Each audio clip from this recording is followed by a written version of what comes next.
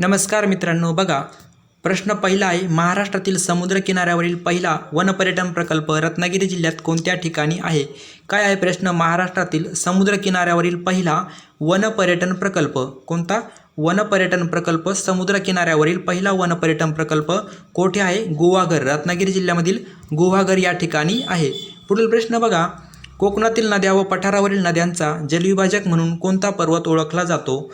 बघा आता कोकणातील समजा हा एक महाराष्ट्र काढतो मी तात्पुरता, महाराष्ट्र काढतो तात्पुरता, हा महाराष्ट्र आहे आणि हा सह्याद्री आहे, सह्याद्री. आता या कोकणातील नद्या आहे आणि या पठारावरील नद्या आहे, यांचा दुभाजक कोणता आहे? तर हा जो सह्याद्री पर्वत आहे या नद्यांचा दुभाजक आहे. पुढील प्रश्न बघा, डॅश डॅश या शहराच्या मध्यवर्ती स्थानामुळे देशातील हवाई, लोहमार्ग तसेच राष्ट्रीय महामार्ग तसेच संदेशवहन या महत्त्वाच्या केंद्र म्हणून ओळखले जाते. तर कोणते ठिकाण आहे ते? नागपूर हे जे ठिकाण आहे देशाचे मध्यवर्ती ठिकाण आहे आणि ते लोहमार्ग, राष्ट्रीय मार्ग, हवाई मार्ग तसेच संदेशवहनाचे महत्त्वाचे केंद्र आहे. पुढील प्रश्न बघा, Nimkar agro research institute Satara जिल्ह्यातील कोठे आहे? तर कोणत्या ठिकाणी आहे? फलटण या ठिकाणी ते आहे. पुढील प्रश्न बघा, कान्होजी आंग्रे यांचे स्मारक कोठे आहे? तर कान्होजी आंग्रे यांचे स्मारक आहे अलिबाग रायगड जिल्ह्यामध्ये आहे कान्होजी आंग्रे यांचे स्मारक. ॲल्युमिनियम हे कोणत्या खनिजापासून बनलेले आहे? तर ॲल्युमिनियम जे बनले आहे बॉक्साईड या खनिजापासून ते बनलेले आहे. पुढील प्रश्न बघा, तलावातील मासेमारी कोणत्या जिल्ह्यामध्ये केली जाते? तर तलावातील मासेमारी जी आहे भंडारा जिल्ह्यामध्ये केली जाते आणि तलावांचा जिल्हा देखील भंडाऱ्याला म्हणून ओळखले जाते. महाराष्ट्रातील जायकवाडी धरण कोणत्या नदीच्या काठी आहे? तर महाराष्ट्रातील जायकवाडी धरण कोणत्या नदीवरती आहे? गोदावरी नदीवरती जायकवाडी धरण आहे. बघा, महाराष्ट्रातील गडचिरोली जिल्ह्यामध्ये कोणती आदिवासी जमात आढळते? तर महाराष्ट्रातील गडचिरोली जिल्ह्यामध्ये आढळते माडिया गौंड ही आदिवासी जमात आढळते. सांगली जिल्ह्यातील औदुंबर हे देवस्थान कोणत्या नदीवरती आहे? तर सांगली जिल्ह्यातील औदुंबर देवस्थान आहे कृष्णा नदीवरती, लक्षात ठेवा. नांदेड हे शहर कोणत्या नदीच्या काठी वसलेले आहे? तर नांदेड हे शहर आहे गोदावरी नदीकाठी वसलेले आहे. त्यानंतर बघा, महाराष्ट्रातील हरिहरेश्वर हे ठिकाण कशासाठी प्रसिद्ध आहे? तर हरिहरेश्वर हे जे ठिकाण आहे समुद्र किनाऱ्यासाठी म्हणजे नैसर्गिक जे आहे पर्यटन स्थळ तिथे आहे, समुद्र किनारा, लक्षात ठेवा, हरिहरेश्वर आहे. महाराष्ट्रातील कोणता जिल्हा संत्री उत्पादनासाठी प्रसिद्ध आहे? तर नागपूर जिल्हा संत्री उत्पादन आहे. महाराष्ट्रामध्ये रब्बी हंगामाचा कालावधी, रब्बी हंगाम म्हणजे काय? हिवाळ्याचा जो कालावधी असतो तो किती असतो? रब्बी हंगाम म्हणजे जे दुसरं पीक असतं ऑक्टोबर ते मार्च, ऑक्टोबर ते मार्चचा कालावधी तो असतो. नंदुरबार जिल्ह्याच्या सरहद्दीवरून वाहणारी नदी कोणती? तर नंदुरबार जिल्ह्याच्या सरहद्दीवरून वाहणारी नदी म्हणजे नंदुरबारच्या उत्तरेला तसेच महाराष्ट्राच्या उत्तर टोकावरून वाहणारी नदी आहे नर्मदा आणि लांबी आहे 54 किलोमीटर, लक्षात ठेवा, अत्यंत महत्त्वाचा प्रश्न. त्यानंतर बघा, महाराष्ट्रातील सर्वाधिक क्षेत्र हे कोणत्या जलसिंचनाखाली येते? तर महाराष्ट्रातील सर्वाधिक जलसिंचन क्षेत्र हे विहिरींखाली येते. महाराष्ट्रात सर्वाधिक जलसिंचन विहिरींद्वारे केले जाते आणि सर्वाधिक विहिरी आहे अहमदनगर जिल्ह्यामध्ये, ते देखील लक्षात ठेवा. पुढील प्रश्न बघा, महाराष्ट्रात दगडी कोळशाच्या खाणी कोणत्या जिल्ह्यात सर्वात जास्त आहे? तर दगडी कोळसा आहे चंद्रपूर जिल्ह्यामध्ये सर्वात जास्त दगडी कोळसा आहे, लक्षात ठेवा. पुढील प्रश्न बघा, तापी खोऱ्याचा सर्वसाधारण उतार कुठे आहे? तर तापी खोऱ्याचा सर्वाधिक उतार आहे कोणत्या बाजूला? पश्चिम बाजूला आहे तापी खोऱ्याचा उतार आणि ती पश्चिम वाहिनी नदी आहे, हे देखील लक्षात ठेवा. बघा, सुवर्णदुर्ग हा किल्ला कोणत्या तालुक्यामध्ये आहे? सुवर्णदुर्ग आहे दापोली रायगडमध्ये. त्यानंतर बघा, कोणती नदी अरबी महासागरमध्ये जाऊन मिळते? तर अरबी समुद्राला जाऊन मिळते नर्मदा नदी. तसेच नर्मदा व तापी या दोनही नद्या अरबी समुद्राला जाऊन मिळतात. पुढील प्रश्न बघा, रत्नागिरी जिल्ह्याचे विभाजन होऊन नवीन जिल्हा सिंधुदुर्ग कधी निर्माण झाला? तर रत्नागिरीचे विभाजन होऊन 1 मे 1981ला जो आहे सिंधुदुर्ग जिल्हा निर्माण झाला. पहिल्यांदा 1 मे 1981ला पहिल्यांदा सिंधुदुर्ग जिल्हा निर्माण झाला. जेव्हा महाराष्ट्राची निर्मिती झाली तेव्हा किती जिल्हे होते? लक्षात ठेवा, 26. त्यानंतर बघा, पुढील प्रश्न, रत्नागिरी जिल्ह्यात असणारा कोयना प्रकल्प हा कोयना प्रकल्पाचा एक भाग जलविद्युत केंद्र कोठे आहे? तर बघा, रत्नागिरी जिल्ह्यात असणारा कोयना प्रकल्पाचा एक भाग असलेला जलविद्युत केंद्र आहे पोफळी या ठिकाणी रत्नागिरी जिल्ह्यामध्ये, परंतु तो कोयना प्रकल्पाचा एक भाग आहे. त्यानंतर बघा, पुढील प्रश्न, रत्नागिरी जिल्ह्यातील दशभुजा गणपती मंदिर कोठे आहे? तर रत्नागिरीमधील दशभुजा गणपतीचे मंदिर आहे हेदवी या ठिकाणी. कुठे? हेदवी या ठिकाणी आहे. पुढील प्रश्न बघा, कोकणात कोणती वने आढळतात? तर कोकणात कोणती वने आढळतात? उष्णकटिबंधीय आणि सदाहरित वने, म्हणजे उष्णता जास्त असते आणि वने देखील नेहमी सदाहरित असतात, म्हणून उष्णकटिबंधीय सदाहरित वने. आणि महाराष्ट्रात म्हणजे पठाराच्या इकडे असतात निमसदाहरित वने, उष्णकटिबंधीय निमसदाहरित वने. पुढील प्रश्न बघा, धूतपापेश्वर हे मंदिर कोणत्या तालुक्यामध्ये आहे? तर राजापूर तालुक्यामध्ये आहे धूतपापेश्वर मंदिर. त्यानंतर बघा, बाळासाहेब सावंत कोकण कृषी विद्यापीठाचे चान्सलर कोण आहे? तर बघा, चान्सलर कोण आहे? तर चान्सलर म्हणजे काय असतं? गुरुकुल, आपण काय म्हणतो, विद्यापीठाचे विद्यापीठाचे कुलगुरू आणि कुलपती. कुलगुरू असतात ते असतात प्रत्येक विद्यापीठाचे कुलगुरू वेगवेगळे असतात, आणि कुलपती जे आहे ते सर्व विद्यापीठांचे कुलपती म्हणून राज्यपाल असतात. लक्षात ठेवा, कोणत्याही विद्यापीठ असो त्याचे कुलपती असतात राज्यपाल. पुढील प्रश्न बघा, पृथ्वी स्वतःभोवती गोल फिरते हा शोध प्राचीन काळी कोणत्या व्यक्तीने लावला? तर कनाद ऋषी यांनी लावला. पुढील प्रश्न बघा, सुमरण हा शब्द कोणत्या लोकनृत्याशी संबंधित आहे? सुमरण आहे धनगरी लोकनृत्य. पुढील प्रश्न बघा, खालीलपैकी महाराष्ट्रात कोणत्या राज्याची सीमा लागून नाही?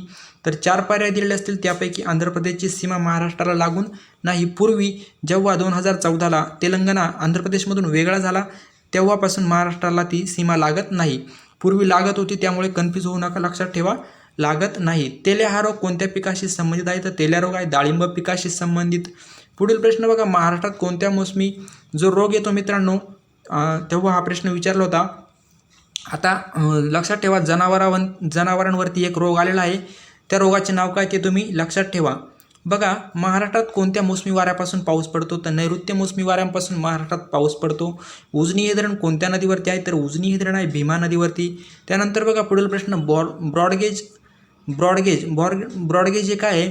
रेल्वेचे रूळ असतात, त्यामध्ये 4 प्रकार पडतात, मीटर गेज, त्यानंतर मीटर गेज, ब्रॉडगेज आणि नॅरो गेज. त्यानंतर अजून एक आहे, लक्षात ठेवा 4 प्रकार पडतात. तर त्यापैकी ब्रॉडगेजचे अंतर किती असते? तर ब्रॉडगेजचे अंतर मी जेव्हा म्हणजे माहिती मिळवली तर 2 उत्तरं मला मिळाली. बघा, एक उत्तर 1676 मिलीमीटर आणि 1524. आता यापैकी फिक्स काय आहे ते तर सांगू शकत नाही, परंतु तुम्ही दोन्ही लक्षात ठेवा.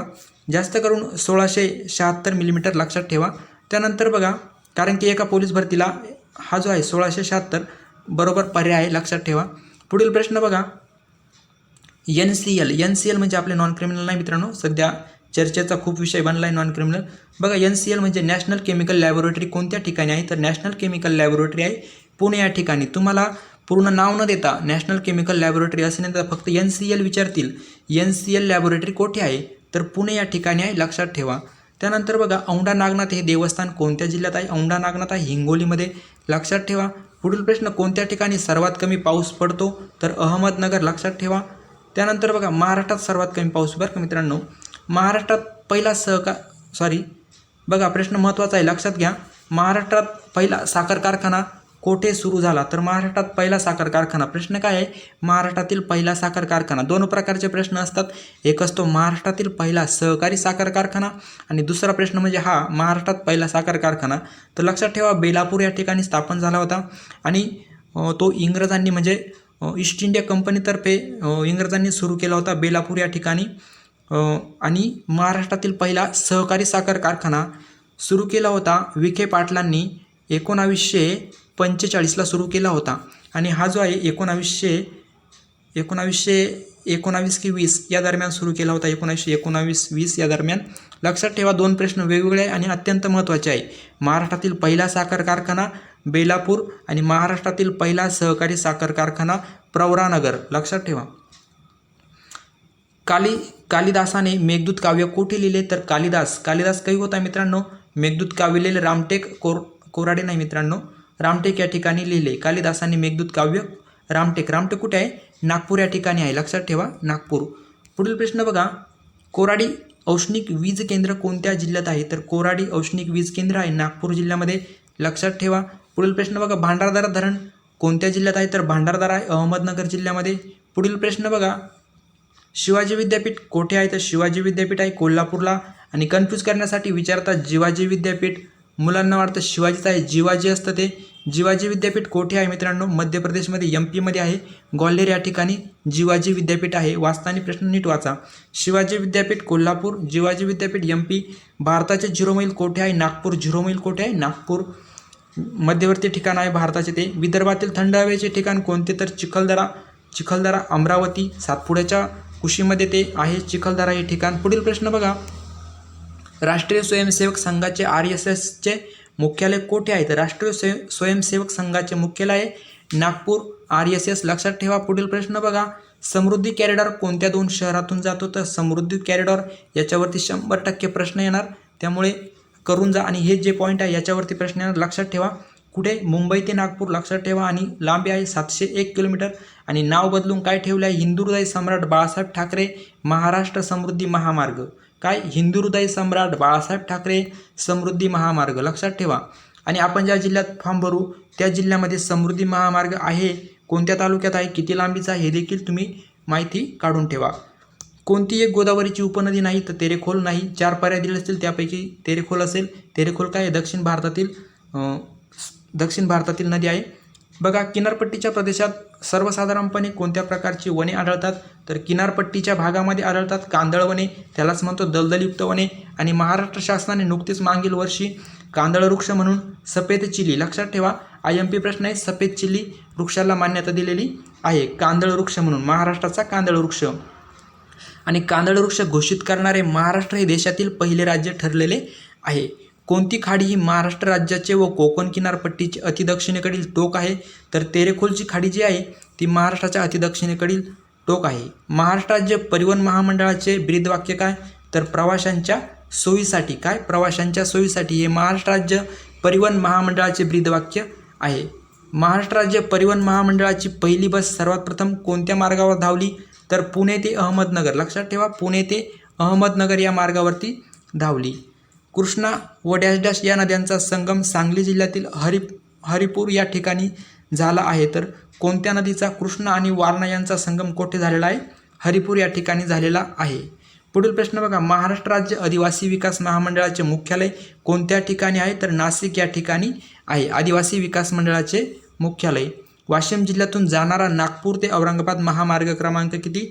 207, लक्षात ठेवा. त्यानंतर बघा पुढील प्रश्न. पुढील प्रश्न. खालीलपैकी पाणी देण्याच्या कोणत्या पद्धतीत पाण्याची सर्वात जास्त बचत होते? तर कोणत्या पद्धतीमध्ये सर्वात जास्त पाण्याची बचत होते? तर ठिबक सिंचन जे आहे, ठिबक सिंचनाद्वारे पाणी दिल्यास तर पाण्याची सर्वात जास्त बचत होते. जवळजवळ 60 ते 65% पाण्याची बचत होते.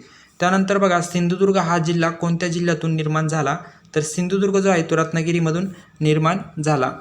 त्यानंतर बघा. महाराष्ट्रातील पहिला लोहमार्ग या 2 शहरांपासून सुरू झाला. तर पहिला लोहमार्ग कुठे सुरू झाला होता? मुंबई ते ठाणे दरम्यान सुरू झालेला होता लोहमार्ग मित्रांनो. रेल्वे नाही, रेल्वे देखील मुंबई ते ठाणे सुरू झाली, पण लोहमार्गाला सुरुवात झाली मुंबई ते ठाणे. त्यानंतर बघा. महाराष्ट्र राज्य वन विभागाचे मुख्यालय, महाराष्ट्र राज्य वन विभागाचे मुख्यालय आहे नागपूर. आणि भारतीय केंद्राचे वन विभागाचे मुख्यालय कुठे आहे? डेहराडून, लक्षात ठेवा. महाराष्ट्रातील सर्वात मोठा बहुउद्देशीय जलविद्युत प्रकल्प कोणता? जायकवाडी जलविद्युत प्रकल्प. ताडोबा अभयारण्य कोणत्या जिल्ह्यात आहे? तर ताडोबा आहे चंद्रपूरमध्ये, लक्षात ठेवा चंद्रपूर. पुढील प्रश्न बघा. रामटेक हे धार्मिक स्थळ कोणत्या जिल्ह्यात आहे? रामटेक कुठे? रामटेक नागपूर. आपण वरती काय बघितलं? कालिदासाने मेघदूत हे काव्य कुठे लिहिले? तर रामटेक या ठिकाणी लिहिले. त्यानंतर बघा. चित्रकूट धबधबा कोणत्या नदीवरती आहे? चित्रकूट धबधबा आहे इंद्रावती नदीवरती, लक्षात ठेवा इंद्रावती. पुढील प्रश्न बघा. विदर्भातील कोणत्या 2 प्रशासकीय विभागांचा समावेश होतो? तर विदर्भ जो आहे, विदर्भ हा नागपूर आणि अमरावती या 2 जिल्ह्यांचा नाही, या 2 प्रशासकीय विभागांचा मिळून तो विदर्भ हा प्रादेशिक विभाग तयार झालेला आहे, लक्षात ठेवा. प्रादेशिक विभाग आणि प्रशासकीय विभाग यांच्यामधील फरक तुम्ही लक्षात ठेवा. आता नागपूर आणि अमरावती हे काय आहे? हे प्रशासकीय विभाग आहे, प्रशासकीय. आणि प्रादेशिक विभाग आहे विदर्भ तयार झालेला आहे नागपूर आणि अमरावती या प्रशासकीय विभागांचा मिळून. पुढील प्रश्न बघा.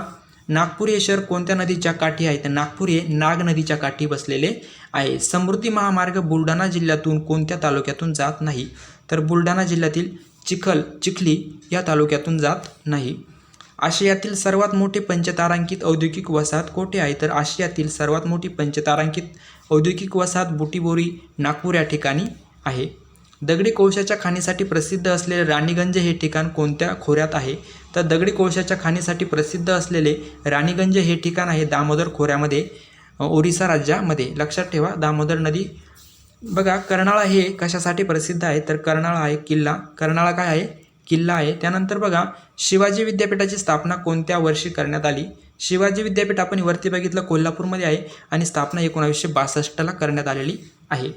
बघा, दूधगंगा हा प्रकल्प कोणत्या तहसीलमध्ये येतो? आपल्याला कन्फ्यूज करण्यासाठी असे प्रश्न टाकतात मित्रांनो. तहसीलमध्ये येतो. तहसील म्हणजे राधानगरी तालुका, आपण तालुका म्हणतो, तर राधानगरी तालुक्यामध्ये येतो, कोल्हापूर जिल्ह्यामध्ये. बघा, वातावरणातील सापेक्ष आर्द्रतेचे मापन करण्यासाठी कोणत्या उपकरणाचा वापर केला जातो? वातावरणातील सापेक्ष आर्द्रता मोजण्यासाठी हायग्रोमीटर, कोणता? हायग्रोमीटरचा या उपकरणाचा वापर केला जातो. बघा, पंढरपूर नगरी कोणत्या नदीच्या किनाऱ्यावरती आहे? तर पंढरपूर नगरी भीमा. आणि भीमेलाच पंढरपूर या ठिकाणी काय म्हणतात? तर चंद्रभागा असे म्हणतात. लक्षात ठेवा. पुढील प्रश्न बघा, पारस औष्णिक प्रकल्प कोणत्या जिल्ह्यात आहे? तर पारस औष्णिक प्रकल्प आहे कोल्हापूर जिल्ह्यामध्ये. पुढील प्रश्न बघा, महाराष्ट्रातील द्वितीय क्रमांकाचे उंच शिखर कोणते?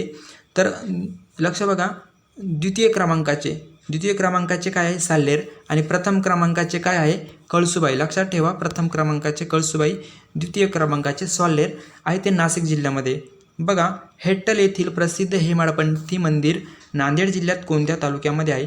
तर होट्टल येथील प्रसिद्ध हेमाडपंथी मंदिर आहे नांदेड जिल्ह्यामध्ये आणि ते नांदेड तालुक्यामध्येच आहे. लक्षात ठेवा. बघा, अडाण धरण कोणत्या जिल्ह्यात आहे? तर अडाण हे धरण आहे वाशिम जिल्ह्यामध्ये. बघा, पुढील प्रश्न, सोनाका हे कोणत्या पिकाचे वाण आहे? तर सोनाका हे आहे द्राक्षाचे आणि सोनालिका आहे कशाचे? गव्हाचे. लक्षात ठेवा. महाराष्ट्राची सीमा एकूण किती राज्यांना भेटलेली आहे? तर महाराष्ट्राची सीमा आहे 6 राज्यांना. कोणत्या? बघा, गुजरात, मध्य प्रदेश, छत्तीसगड, इकडं तेलंगणा आणि गोवा, 6 राज्य आणि 1 केंद्रशासित प्रदेश. तो देखील लक्षात ठेवा, दीव दमण दादरा नगर हवेली. पुढील प्रश्न बघा, डॅश डॅश या प्राण्यास महाराष्ट्राचा राज्य प्राणी म्हणतात. महाराष्ट्राचा राज्य प्राणी आहे शेकरू. लक्षात ठेवा, म्हणजे मोठी खार. त्यानंतर बघा, कोणती आदिवासी जमात मेळघाट डोंगरांमध्ये बहुसंख्येने आढळते? तर मेळघाट म्हणजे अमरावती तिकडे कोकरू जमात. कोणती? कोकरू जमात. पुढील प्रश्न बघा, महाराष्ट्रातील औष्णिक व आर्थिकदृष्ट्या सर्वाधिक मागासलेला विभाग कोणता? तर महाराष्ट्रामध्ये मागासलेला विभाग आहे मराठवाडा. पुढील प्रश्न बघा, महाराष्ट्राचा सर्वात नवीन जिल्हा कोणता? तर महाराष्ट्राचा नवीन जिल्हा म्हणता येईल कोणता? पालघर. 1 ऑक्टोबर 2014ला तो झालेला आहे. त्यानंतर बघा, महाराष्ट्रात सर्वात कमी लांबीचा राष्ट्रीय महामार्ग. तर सर्वात कमी लांबीचा राष्ट्रीय महामार्ग म्हणता येईल राष्ट्रीय महामार्ग क्रमांक 4B. 4 नाही, 4B. लक्षात ठेवा. पुढील प्रश्न बघा, बेसाल्ट या अग्निजन्य खडकापासून निर्माण झालेल्या महाराष्ट्राच्या कोणत्या कसदार जमिनीतून कापसाचे व ऊसाचे चांगले पीक मिळते? तर बघा, बेसाल्ट या अग्निजन्य खडकापासून निर्माण झालेल्या म्हणजे बेसाल्ट या अग्निजन्य खडकापासून कोणती माती तयार झालेली आपल्याला माहिती पाहिजे? रेगूर मृदा. कापसाची काळी रेगूर मृदा असे आपण रेगूर मृदेला म्हणतो. लक्षात ठेवा, बेसाल्ट या अग्निजन्य खडकापासून निर्माण झालेल्या महाराष्ट्राच्या कोणत्या कसदार जमिनीतून कापसाचे व ऊसाचे चांगले पीक मिळते? तर कोणत्या? रेगूर मृदा. महाराष्ट्रात बहुतेक भागात नद्यांचा डॅश डॅश प्रवाह प्रणाली आहे. तर नद्या ज्या आहे वृक्षाकार प्रणाली आहे महाराष्ट्रामध्ये. कशी? वृक्षाकार प्रणाली. म्हणजे बघा, समजा ही नदी आहे, ही नदी उगम पावते, तर या नदीला अनेक नद्या येऊन मिळतात. समजा ही नदी येऊन मिळाली, ही नदी येऊन मिळाली, त्यानंतर ही, परंतु या नद्यांना देखील अनेक नद्या येऊन मिळतात. अशी ही वृक्षाकार ही नदी प्रणाली आहे. त्यानंतर यांना देखील अनेक नद्या येऊन मिळतात. अशा प्रकारे ही वृक्षाकार प्रणाली आहे. यालाच काय म्हणतात? वृक्षाकार प्रणाली. नद्यांचे अनेक प्रकार पडतात मित्रांनो. तर महाराष्ट्रामध्ये वृक्षाकार प्रणाली आहे नदीची. लक्षात ठेवा. पुढील प्रश्न बघा, भांडारदरा गावाजवळ बांधण्यात आलेल्या विल्सन बंधारा किंवा भांडारदरा धरण हे कोणत्या 2 टेकड्यांच्या दरम्यान आहे? म्हणजे जो भांडारदरा धरण बांधलेले आहे अहमदनगरमध्ये, ते कोणत्या 2 टेकड्यांच्या किंवा 2 डोंगरांच्या मध्ये आहे? तर कळसुबाई आणि बल्लाळेश्वर.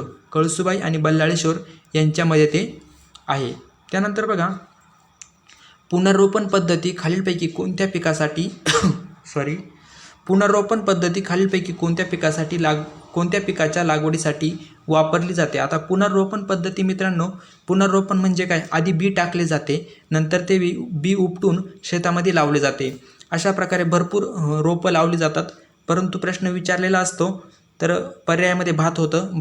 भात हा देखील पुनर्रोपण पद्धतीने लावला जातो. आजकाल सर्वच पिके हे पुनर्रोपण पद्धतीनेच लावले जातात मित्रांनो, परंतु प्रश्न विचारतात त्यामुळे बघा. त्यानंतर बघा पुढील प्रश्न, धुळे शहर कोणत्या नदीकाठी वसलेले आहे? तर धुळे शहर आहे पांझरा नदीकाठी, लक्षात ठेवा. अनेक वेळा प्रश्न विचारलेला आहे. उजनी धरण कोणत्या नदीकाठी आहे? तर उजनी हे धरण आहे, उजनी धरण आहे भीमा नदीकाठी नाही, नदीवरती आहे उजनी धरण. महाराष्ट्र राज्यामध्ये सन 2014मध्ये तयार करण्यात आलेला 36वा जिल्हा पालघर. इंडिया गेट कोणत्या शहरामध्ये आहे? तर इंडिया गेट, लक्षात ठेवा, इंडिया गेट आहे दिल्लीमध्ये आणि 1911ला तो तयार करण्यात आलेला होता. इंडिया गेट आणि गेटवे ऑफ इंडिया मुंबई, लक्षात ठेवा. महाराष्ट्राच्या कोणत्या विभागामध्ये सर्वात जास्त पाऊस पडतो? तर महाराष्ट्राच्या कोणत्या प्रादेशिक विभागामध्ये सर्वात जास्त पाऊस पडतो? कोकण विभागामध्ये, लक्षात ठेवा. पुढील प्रश्न बघा, महाराष्ट्राचे लोकनृत्य कोणते? लावणी, लक्षात ठेवा. लावणी पोवाडा महाराष्ट्राची काय आहे? लोकनृत्य आहे. भगवा ही कोणत्या पिकाची चर्चेतील जात आहे? तर भगवा ही आहे डाळिंबाची जात, लक्षात ठेवा. भगवा काय आहे? डाळिंबाची जात.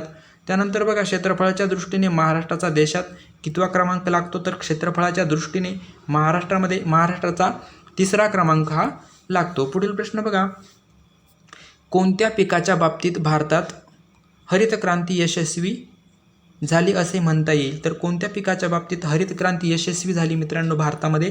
तर गहू आणि भात यांच्या बाबतीमध्ये भारतामध्ये हरित क्रांती यशस्वी झाली. भारतामध्ये विचारलं, जर फक्त महाराष्ट्रामध्ये विचारलं असतं, महाराष्ट्रात कोणत्या पिकासाठी झाली मित्रांनो? तर गहू या पिकासाठी महाराष्ट्रात हरित क्रांती जास्त प्रभावी आहे.